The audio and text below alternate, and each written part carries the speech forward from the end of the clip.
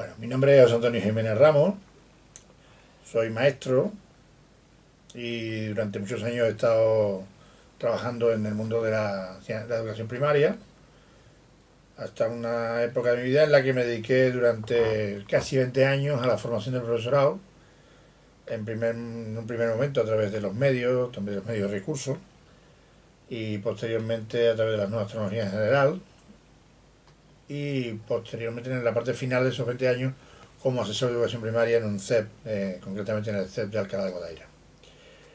En la actualidad estoy ejerciendo de orientador de primaria en un equipo de orientación educativa, del cual soy coordinador y que atiende a dos pueblos de donde vivo, en el Viso del Alcor y Mairena del Alcor, en la provincia de Sevilla.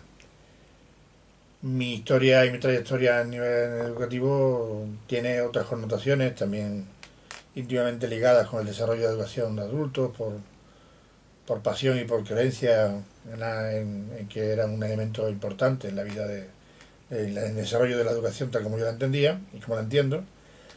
Y bueno, pues tengo una diversidad de experiencias en el campo de la educación, que desde la formación hasta la introducción de las nuevas tecnologías, hasta la educación primaria, secundaria y en este momento último en la orientación escolar. Centrándonos en la educación, ¿podrías hablarnos un poco hablarnos entre la diferencia entre individualización y personalización?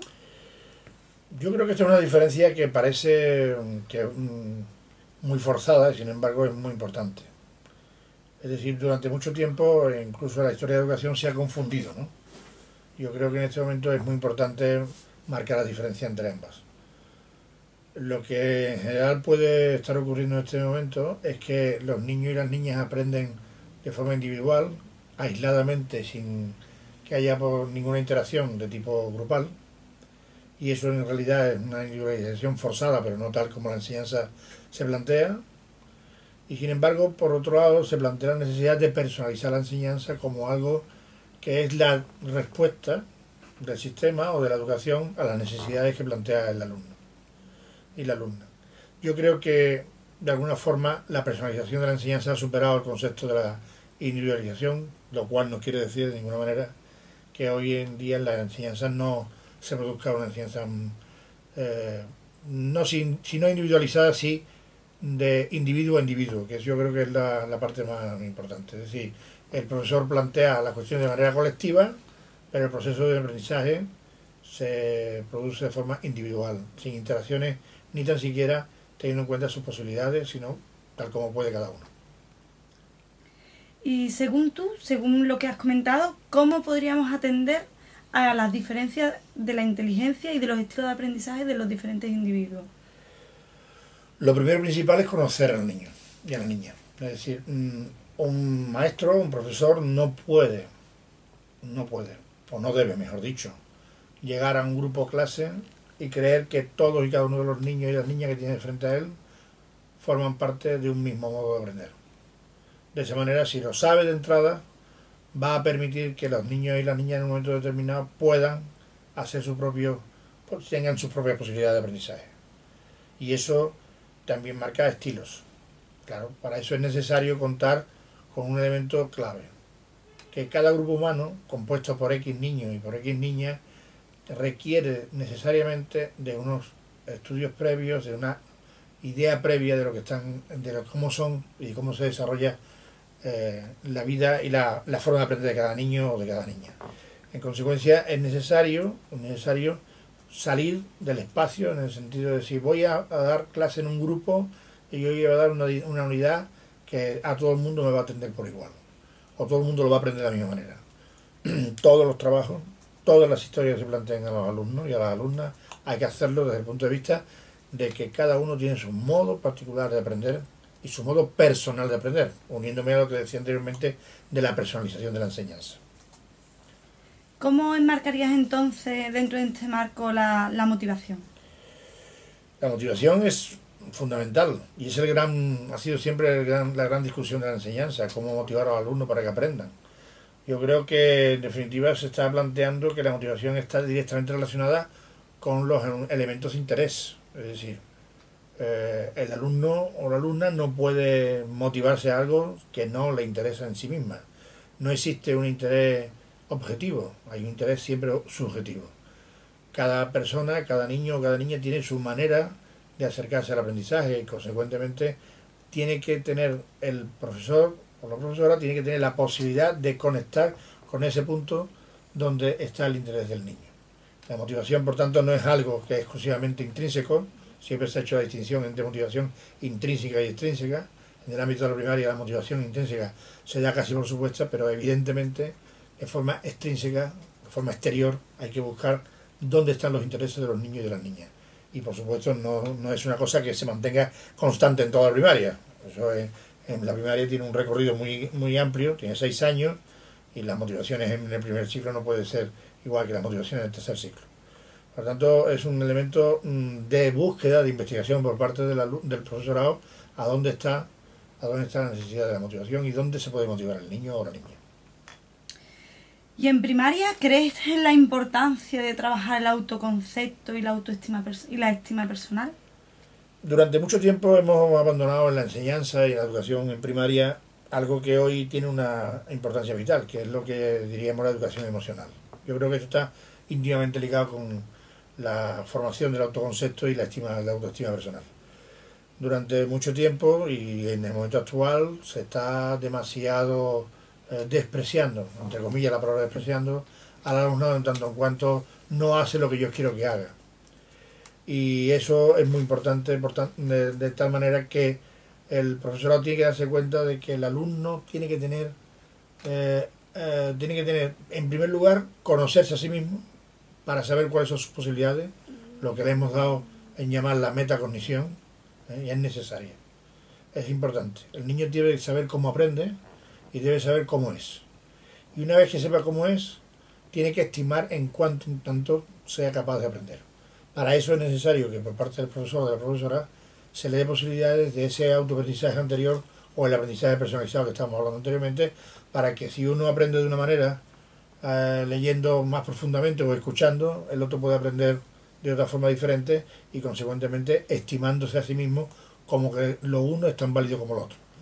Y desde luego en la enseñanza muchas veces se han producido efectos no deseables, es decir, eso no está bien porque no lo has hecho como yo te digo que tienes que hacerlo. Sin embargo, la frase sería: lo has hecho, lo has conseguido, aunque no has hecho como yo te he dicho que lo hagas. Esto es un poco la manera de mejorar la autoestima personal. ¿Y qué piensas, por tanto, de las expectativas del profesorado respecto a los alumnos? Las expectativas del profesorado tienen que ser las expectativas del alumnado. Es decir, el profesorado se puede poner todas las expectativas que quiera a la margen del alumnado y eso no lo llevará a ningún lado. El profesorado tiene que tener expectativas de que el alumno crezca personalmente, de que el alumno sea mejor cada vez, que sea más competente, que sea mejor ciudadano. Pero esas expectativas tienen que estar relacionadas directamente con las que tiene el alumno y la alumna y de lo que esperan las familias que tengan que encontrar en la escuela. No puede ser que las expectativas del profesorado sean tan diferentes como de las que quieren los alumnos o la familia, porque eso sería un contrasentido. De hecho, de manera muy gráfica, no nos llevaría a ningún lado, tener unas grandes expectativas en una escuela cuando la realidad del diario de una familia o de un alumno de esa escuela sea prácticamente sobrevivir. Voy a poner un ejemplo que quizás me lo pueda entender. Una profesora me decía en una ocasión, un alumno suyo, que en una situación muy desfavorecida, le planteaba una frase a la profesora de forma muy dramática: maestra, yo te quiero mucho, haces por mí muchas cosas todos los días y lo estás haciendo muy bien conmigo, pero no te preocupes porque yo voy a seguir siendo chatarrero igual que mi padre, porque es lo que mi padre me ha transmitido. Eso podría ser acabar con la escuela, pero no es así, es posible cambiar eso. Y el único sitio donde es posible cambiar eso es en la escuela. Por tanto, lo primero que hay que tener en cuenta es esa expectativa del alumno, para, partiendo de la expectativa del alumno, cambiarlo. Pero lo que no puede ser es que la expectativa del profesor vaya por un lado y la expectativa del alumno vaya por otro. ¿Podrías comentarnos algunos factores que tú consideras que crean un ambiente seguro y relajado en el centro y en la clase? Para mí, fundamentalmente, todo lo que hemos hablado anteriormente crea ese ambiente relajado. Es decir, si hay una auténtica atención a la personal, al alumno y a la alumna, si hay una buena autoestima del alumno con respecto a sí mismo y a sus posibilidades de aprender, si existe un clima de confianza entre el profesorado, entre el maestro y la maestra y los alumnos. Yo creo que es vital para que finalmente sea un ambiente seguro y relajado en la clase. Donde no hay un ambiente seguro y relajado en la clase es en aquellos donde el profesor sigue queriendo mantener su papel de dominante, su papel de ser siempre el que sabe y los demás no saben. El profesor puede crear ese ambiente sabiendo que sabe y sabiendo que va a aprender también. Y eso solo se hace teniendo en cuenta las características personales de todos los alumnos que tienen en sus manos. Yo creo que esa es la mejor manera de estar seguro y relajado en una clase. Y ahora un poco sobre la personalización que puede hacer un profesorado de la enseñanza. Y a nivel teórico, ¿puedes hablarnos un poco sobre el tema del andamiaje o la zona de desarrollo próximo, sobre la metacognición, sobre la revisión de conocimientos y experiencias? Bien, he dicho algo antes sobre la metacognición, pero me voy a referir más directamente a ello. Yo creo que es tremendamente importante que en este momento en la enseñanza nos demos cuenta de la importancia que tiene de que los niños y las niñas aprendan a cómo aprenden. O sea, una de las competencias básicas que se establecen en este momento en la enseñanza, que es aprender a aprender, parte de la base de que los niños y las niñas sepan, conozcan ellos mismos cómo aprenden, para así de esa manera establecer su propio mecanismo para llegar al verdadero aprendizaje. Y eso está íntimamente ligado con lo que es el andamiaje y la zona de desarrollo próximo. Yo creo que en ese punto, más allá de la teoría que planteara Vygotsky y todo lo que han seguido posteriormente la zona de desarrollo próximo, es vital. Es vital darse cuenta que el aprendizaje solo es posible hacerlo siempre y cuando lo que aprenda el niño o la niña esté cercano a lo que él sabe. De ahí que la importancia de las ideas previas, que la importancia del aprendizaje significativo sea fundamental para que el niño pueda hacer ese aprendizaje. Y eso está íntimamente ligado con el entorno social que le rodea, con el entorno familiar, y de ahí entiendo yo que la importancia de que dentro de la enseñanza se produzca una entrada clara de la sociedad en la escuela y una salida de la escuela hacia la sociedad, en eso que hemos dado en llamar que el espacio de aprendizaje debe ser un espacio sociocomunitario y socioeducativo. Yo creo que eso es el elemento más importante en este momento. Y desde luego, finalmente, yo creo que uno de los elementos más importantes que hoy por hoy puede haber para el aprendizaje sería la posibilidad de que los niños y las niñas puedan ser capaces de autoevaluarse, que se evalúen realmente, que aprendan, que evalúen lo que han aprendido, y a partir de ahí el profesor va a poder saber si está en el camino correcto para que el niño aprenda o no. Y desde ese punto de vista yo creo que mejoraríamos bastante la personalización de la enseñanza y lo que es la enseñanza en general. Yo creo que estar en un proceso de aprendizaje para ser profesor o profesora es un proceso complejo, porque no se sabe muy bien, desde el punto de vista de la personalización de la enseñanza, cuáles son los objetivos, los motivos por los cuales estáis ahí o no estáis en otro lugar. Si realmente estáis ahí porque creéis que podéis resultar, tened en cuenta una cosa muy importante. La educación es algo más que una profesión que termina en cada momento y cada día. Es algo más que eso. Es un elemento que forma parte de la vida de cada uno en cada momento de su vida. Y habrá que desconectar en algún momento, pero en otro momento es prácticamente imposible no llevarse a casa el trabajo aunque no te lleve la maleta. Yo creo que en definitiva es un elemento, a mí no me importa decir esa frase aunque esté en decreto, yo creo que la educación es un elemento vocacional y por ahí debéis de tirar en este momento. Yo creo que la vocación es tan importante como que de alguna forma, si no la tenéis, pensarlo.